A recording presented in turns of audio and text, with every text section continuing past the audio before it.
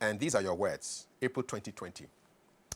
Ghana contracted the coronavirus disease due to the indecision of the president and his cabinet ministers, and that has led to the suffering of Ghanaians. You're blaming President AKUFO for the deaths of Ghanaians and our suffering, those of us who are alive?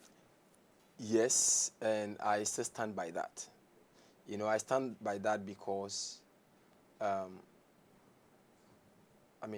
who must we hold accountable? You see, in law of negligence, this is a typical case. Maybe other lawyers may disagree, but this is a case of res ipsa loquitur. Break it down into English for us. The matter speaks for itself. Mm-hmm. When you are the one in charge of the security details of a country, you are the one in charge of intels. You have a whole institution, national security, that is supposed to be picking intels, local and international intels, about what is happening. And we had corona right from, I think, December 2019, ravaging countries to the extent that, countries like UK, US were already closing their borders. First case in Ghana, March 12. What's your beef? No, my beef is that we were so late in taking action against even the corona, infiltration in the first place. You're an opposition politician. It's easy for you to sit back and say, you know what, we should have closed the borders in January. Not necessarily. In February. No, not it's necessarily. Easy. Not necessarily. Opposing is easy. Not necessarily. I think I agree. Opposition is definitely easy because it's about just opposing. Which you are doing well. No. You see, it's just about opposing. That is the popular perception of opposition. But I think that the right perception of opposition is offering alternative ideas as to how things should have been done. And my view is that Nana Addo Dankwa Akufo-Addo and his cabinet ministers should have acted much earlier with urgency when this corona issue broke off in other countries. We never heard until March, when we recorded the first 2 cases. Did you hear any public statement on the fact that there is this disease ravaging the world or the globe?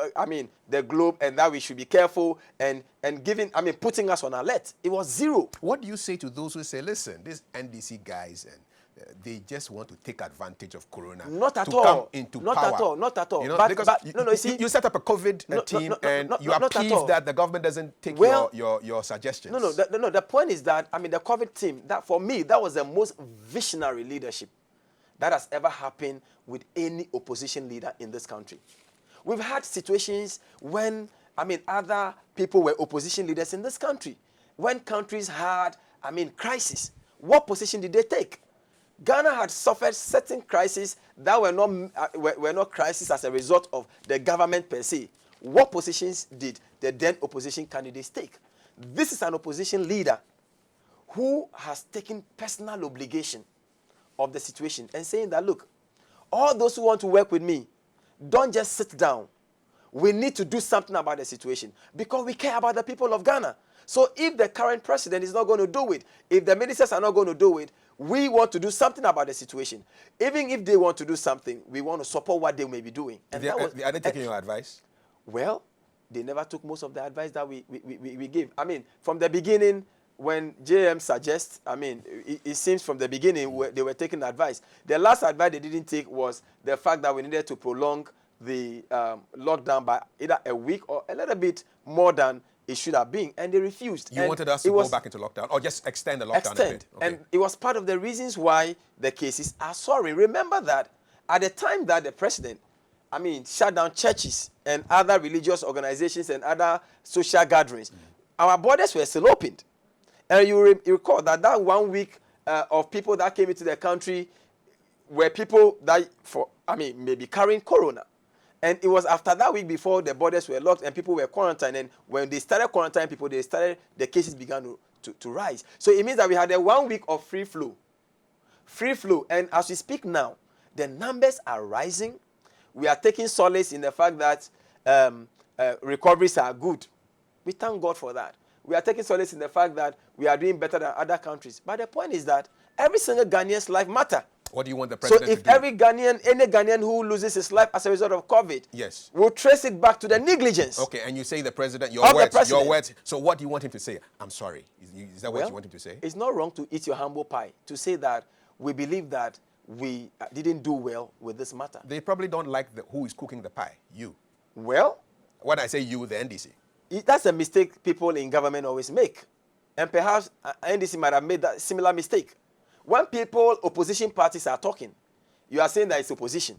But you forget that the opposition is the representation of the voices of the people out there. Don't forget that NDC, despite the losing of our, the general presidential election, we still have members of parliament who won their seats. Don't forget that we still have over some 4, 5, 6 million Ghanaians who are people who are of NDC sympathies who may want to vote for NDC any day NDC come and who are going to endorse, His Excellency John Dramani Mahama on the 7th of January 2020. So they should listen to dissenting voices. They should listen to dissenting voices. Okay. I think this is one of the things that, unfortunately, has not happened. The NPP has not done.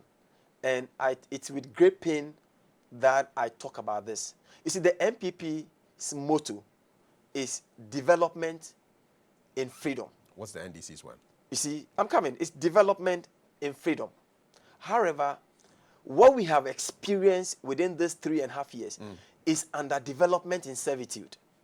And not only have we suffered underdevelopment in servitude, I'm saying this because you know what? This is a government that says that we support local businesses. And yet when you came under this watch, several local businesses have died. And don't forget that once you collapse, or you collapse banks, you collapse, microfinances, there are several businesses that take their root from these businesses. We are talking about their children, their families, the people they support, and so on and so forth. And as we speak now, I can tell you on authority that just by mere observation of the numbers that have lost, maybe nearly 1 million Ghanaians have lost their job as a result of the banks going, microfinances going, fund managers going, and even now, as we speak now, in September, there is going to be a new law.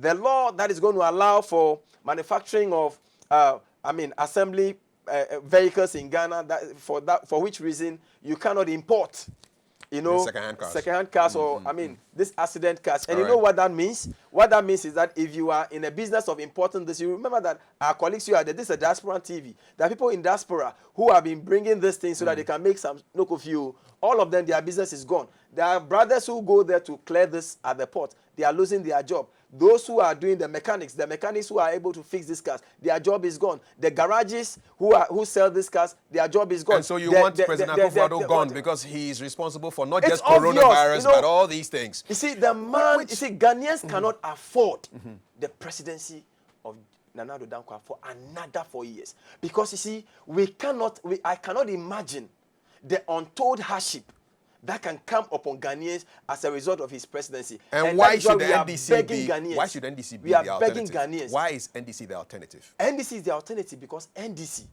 during the NDC's era, despite all the liquidity challenges that we are talking about, every bank was working. Their workers were there. They go and come and they get something small to eat. You see, under NDC, they said they were cleaning up. They were working, but something wasn't you see, right. The law, the law is made for man and not man for the law. Okay. Even as a nation, how many times have we not had national budget? Have we been able to finance all our budgets year on year on? We haven't. We have not been able. The targets that we set for ourselves every year, have we been able to meet it? No. Who arrests us? So you are talking about regulations. Who set the regulation? Who set the target? Who set the minimum capital? And you are saying that you want to develop local businesses. And yet by your own policies, you are collapsing the businesses. So how would you ever expect that you should be given another opportunity for another 4 years so you can collapse the rest of the businesses?